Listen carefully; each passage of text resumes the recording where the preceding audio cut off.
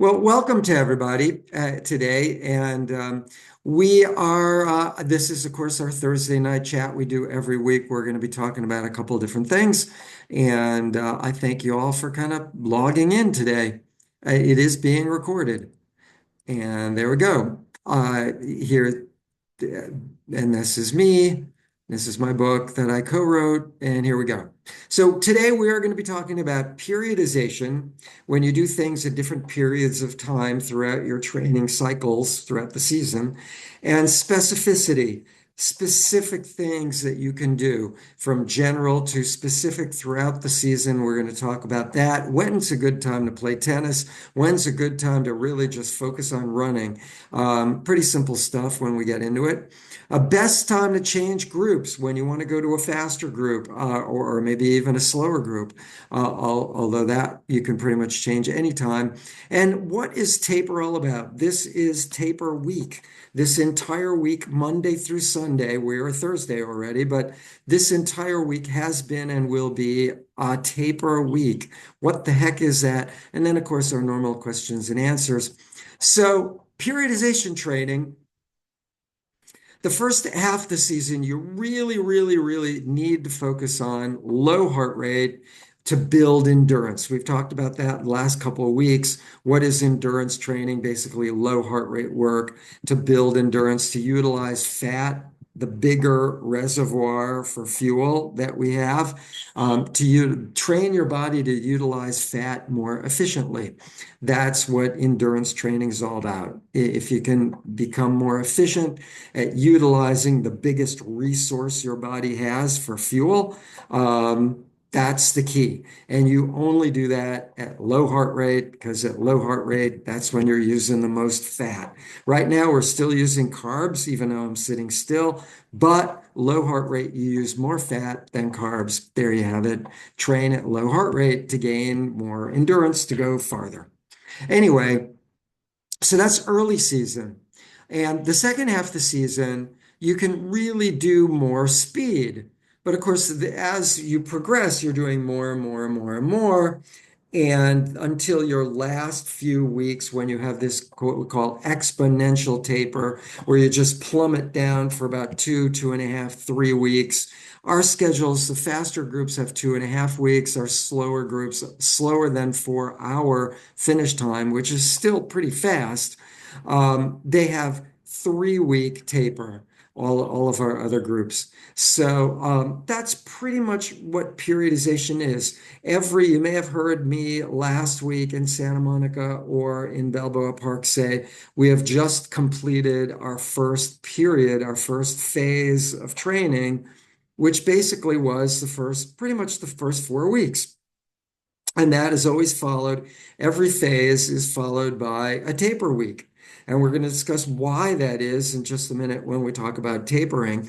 But that's pretty much where the season progresses. And in the season and in those periods of progression, or what they call periodization training, which actually was a concept that came over from a guy, a PhD in the Soviet bloc, when there was a Soviet bloc, meaning, early, pre-Russia or whatever you want to call it, the USSR, where they used to test their athletes because they owned their athletes.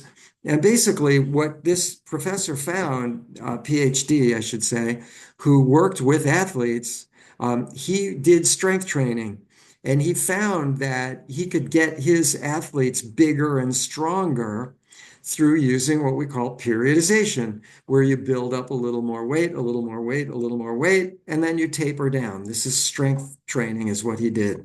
And he brought this, he ran away and defected, and he moved to Canada, actually. I don't know if he's still alive or not. He was in his 90s the last time I heard.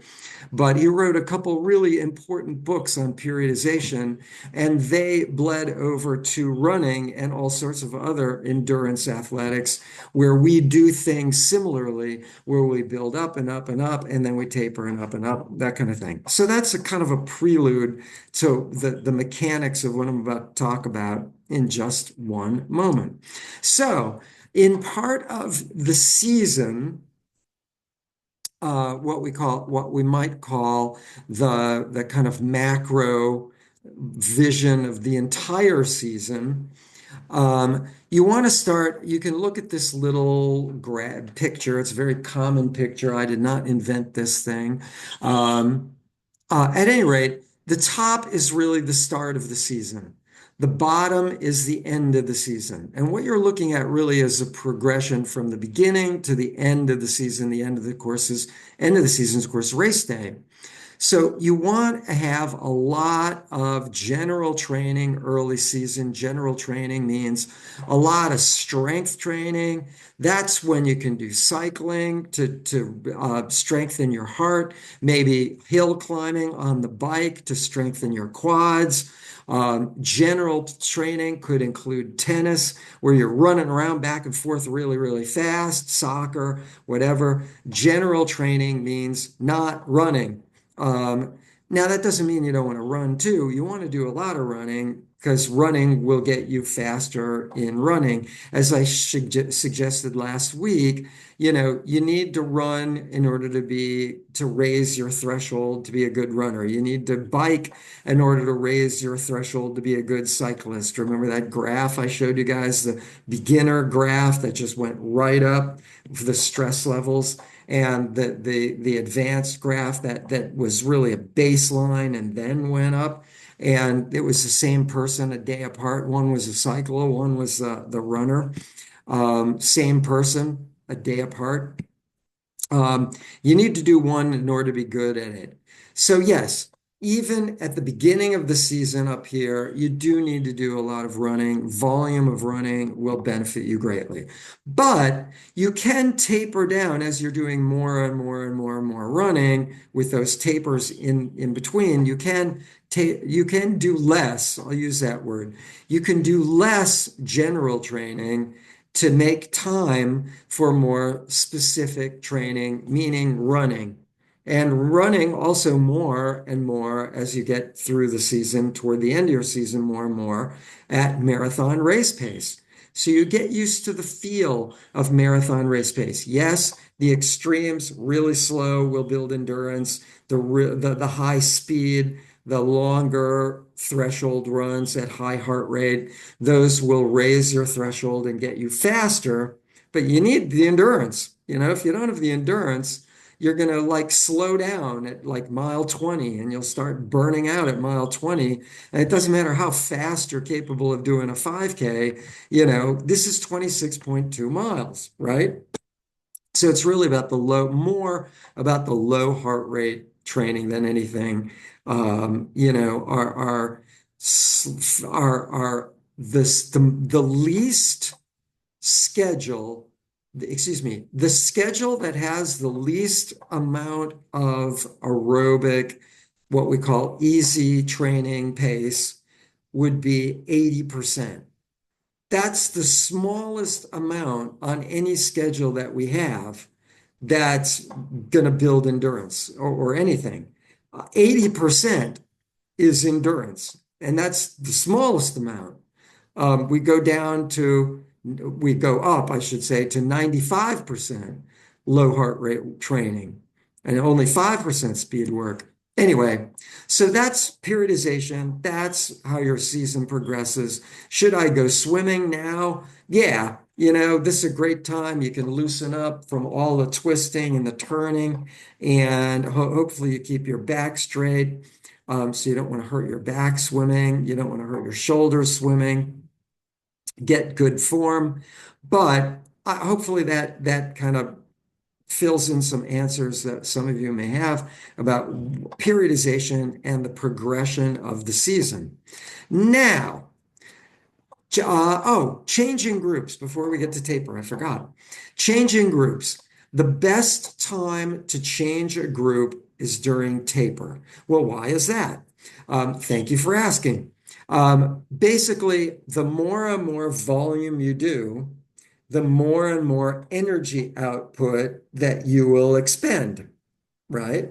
You don't want to suddenly increase volume and increase the volume of intensity in the same week.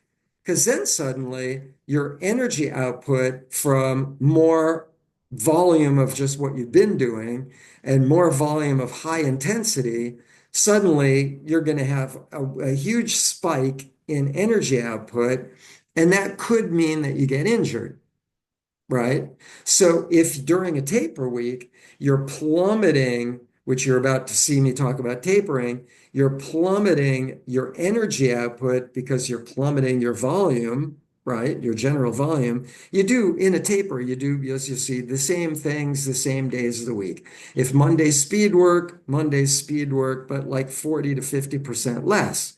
If Tuesday's the easy workout, it's, actually Tuesday's usually a day off. But all right, if Thursday is an easy workout, easy pace, then you're doing 40 to 50% less. And still, Thursdays are the same, Wednesdays, all across the board. Got it? So you're really dropping total volume, which will enable you to drop energy output. So if you spike that energy output a little bit more by going to the next faster group, that won't risk injury. Does that make sense? So, but as I said before, the next bullet point is make sure you develop a strong aerobic base because endurance is derived, again, I said this before, from low heart rate. I'll emphasize it again. But if you're doing a faster group and that easy pace in that faster group is not now your new real easy pace, don't kid yourself, listen to your breathing rate, um, then you may be missing out on endurance. Got it? Because endurance is the key to the marathon, that long, slow, not long, just slow volume. You get it on Mondays, Wednesdays, Thursdays, Fridays, Saturdays, Sunday, whatever you're running low heart rate, you're getting that endurance. It adds up. A lot of pro athletes do not have I know this is blasphemy. They do not have a long run. They just spread it out the whole week, morning, evening, morning, evening, morning, evening. If you want to win a marathon, that's the way you do it. You build up to about 140 miles a week if you want to win the LA Marathon. And you can hopefully do that without injuring yourself because most of us would be injured at, like 80 or more miles. They're doing 140. They can reproduce muscle cells, muscle tissue a lot quicker than most of us, so they can do more. They're recovering quicker, in other words, because they're reproducing cells more quickly. At any rate, so make sure that that new pace, that new faster pace, is still good enough for you to build endurance at that low heart rate when you're easy pace running. Got it? Okay. Obviously, if you want to go to a slower group, you could do that in the middle of a run. Just stop, wait for the next train to pull a runo by and jump on the next group. I call them trains. Anyway, so there you go. Now, your traditional schedule used to be that they will think of each bar that you're looking at as just another week. Each bar is another week. And they build more and more and more and more and more and more and more. Then you have this, you're exhausted beyond repair for the last several weeks. And then you taper down and down and down and down and down. So what the heck is going on with that? So here's a line. It just shows higher and higher and higher and higher. And I got rid of all the little blocks. So you're looking at your energy expenditure that's going up and up and up and up and up. And now I'm going to draw in your hormone levels with this go conversely down and down and down and down and down and down. So if you can see that black line against this blue background, I'm not sure I should have used the blue background, but at any rate, that black line, as opposed to the red line that's going up, meaning energy expenditure, the black line going down, meaning volume of hormones that we all have, which include HGH, human growth hormone, that helps us replace cell tissues that get broken up in your muscles. That all goes down. We all, men and women even have a little tiny bit of testosterone for motivation, and that goes down. You may find your motivation levels are dropping as you build up and up and up and up and up more and more and more and more. So the traditional, what they call the lateral build schedule really does not work in an efficient way. It will get you to the finish line of the marathon, yeah, but it won't give you your optimal result that you want on race day. So how do we do this so our hormones are not in the toilet and we don't end up with less motivation, less cellular reproduction, which more and more and more, and less cellular reproduction going down, down, down, you can get injured. Just do the math. I mean, if you're breaking muscle tissue down 2 cells a week, shall we say, and you're only rebuilding one, that's 2 weeks you've lost three, 4 weeks you've lost what, five? I mean, you're talking billions. You're going down and down and breaking up more and more and more until you're injured, right?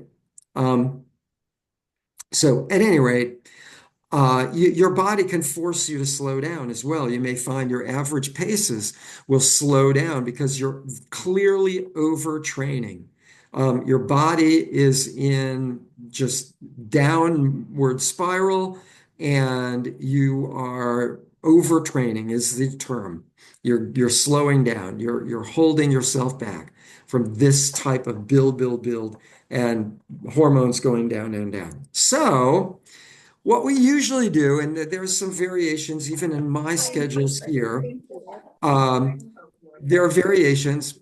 You basically do a 3-week build. Oh, and we could have somebody That's Heather. mute yourself. There you go. Okay. Anyway, um, thanks, you guys. Here we go. Back to the sharing. Where is it? There we go. Okay. Oh, I just lost myself. Hang on a sec. Let me fix this. And I'm going to share it again. Oops, it's not letting me share this. Oh, great. Anyway, oh, here it is. It is now. There we go. All right, let me get back to where we were. And there we go. Okay, so we got that. And next slide. There we go. All right. So normally what we do is we build 3 weeks. Some cases we build 2 or 1 week, and then we have a 1 week taper. Around the Rose Bowl, you'll note we have a 2 week taper before the Rose Bowl. Everyone benefits from at least 2 weeks of taper before a big race like a half marathon. That's just statistically shown. There were some studies done by a University of Bath, written up in a book called Tapering and Peaking by a guy named, oh God, Mujica. I can't think of his first name. Anyway, at any rate, they studied the tapering, and they found that before a race, at least everyone benefits from a 2 week taper at least. So, but basically throughout the season, as we're building, we do throw in a 1 week taper, and the benefit to that is to rebuild hormone levels. That's really what it's all about. So here's an example of a season theoretically. Think of each block. This is kind of a short season. Our season is 26 weeks. This is much less than that, I think maybe 12. At any rate, this has really about 1, 2, 3, sort of four-ish cycles, phases to it. But at any rate, 1, 2, 3, 4, and a taper. So five phases to it. So in the first 3 weeks, you're going up, meaning your hormone levels are going down. So then you drop in volume the fourth week, and your hormone levels come back up. And let me show you an example of all of that. Each block is another week. So we get rid of the blocks just to get rid of all that. You're still looking at your lines. Your energy output is going up and down and up and down, this sawtooth, getting higher and higher and higher and higher as you go with more and more and more and more volume. With these interval tapers every like fourth week is what it's looking at. So here in red, once again, is that same energy output line. And here we're going to draw in, excuse me, our hormone levels, right? The same black line. So now you're going up and up and up, and you can clearly see your hormones are going down and down. You taper down 40, 50%, and your hormone levels come back up. You're doing more and more and more work again, and your hormone levels drop on and on and on and on. But in the end, you're ending up with your hormone levels way up there and your volume is way down there during taper. You just plummet 50% way down there, taper out for 3 weeks or 2 weeks or whatever, and your hormones skyrocket. Your muscle tissue is rebuilt, your energy levels is rebuilt with hormones, your motivation is rebuilt from things like testosterone. And there are many other, by the way, hormones that rebuild muscle tissue, creatine kinase, and several others. But on race day, if you time it right for you, the individual, and our schedules are general schedules calculated to the ability level of each group, more or less. Um, there are some variances to this for the individual, but in general, we try and get it right for that group, each schedule we have that I've created. On race day, you're just like ready to kill, right? You're out of the gate, just ready to fly. Hopefully you've gotten a lot of sleep, you've eaten well, on and on and on, all those other things, but hormonally, you're just ready to go. There are people, I never really had this experience, but there are people that refer to taper as the most hell that any human being can deal with because their hormones are just raging and they are really ready to go and they can't because they're in taper mode and it's like hold back, hold back, hold back. I have heard from coaches on the national level who've done lectures that whatever you do, whatever you screw up throughout your season, don't screw up the taper, the final taper. And the reason, and even those interval tapers are so incredibly important, those 1 week interval tapers, um, or 2 weeks before the Rose Bowl. And we do have a bit of a taper depending on the group that you're in for 1 week after the Rose Bowl. I figure our slower groups may need to taper the week after the Rose Bowl half more than our faster groups. It's another story. But don't screw up the final taper. You can gain anywhere from 0.5% increase in energy output on race day, which is not a lot, to 6% more energy on race day, which is huge for 2 or 3 weeks of tapering, of doing less. The average person, according to these studies, by Inigo Mujica was his name, the professor at the time from Bath University. And there are some new studies that have come out of that same university with different people. Um, but what he suggested basically is the average person can gain 3%, which is also pretty huge, 3% more energy output on race day just from doing less, those 3 weeks, 2.5 weeks. So there you go. You will be primed and ready to do a half marathon at the Rose Bowl with those 2 weeks of taper. Don't miss out on the taper. Don't, oh, I can do, 1 week taper. Of course you can, but you won't gain the benefits until after the Rose Bowl half.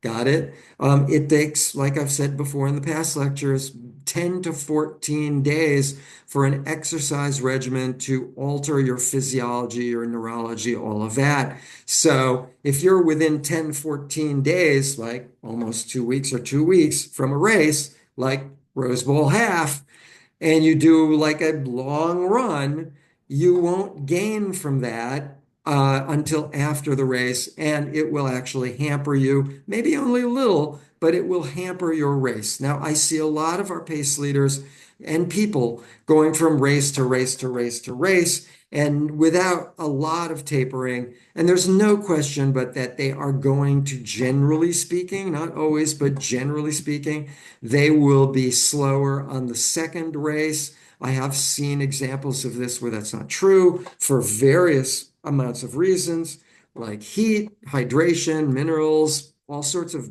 carb intake, all sorts of things, more sleep, whatever it is. More tapering in that last week leading up to one week off of the second race. There are a lot of reasons the second race could theoretically be faster, but in general, race after race after race, you're missing out on what you could be doing if that's important. A lot of people just they love that medal, and I can't blame them. And man, they go for that medal, and there you go. God love them, and I think it's great. The more the merrier. Um, there you go. But if you're going for that PR, for that Boston qualifier, personal record, whatever, you do need to space it out. You do need those 2 weeks at least of taper, if not more. So that's pretty much tapering and peaking in a nutshell. And it's all about hormones. And with that, I say train smart and train to win, because if you don't, you won't. And if you do, you just might. I thank you all for chiming in, and I'm going to turn off the recording and say to all of you watching the recorded version of this on YouTube, thank you for chiming in, and to all of you watching the recording, I bid you a good night. For everybody else, I'm going to stay online, and we'll do question and answer. Good night, everybody watching the recording.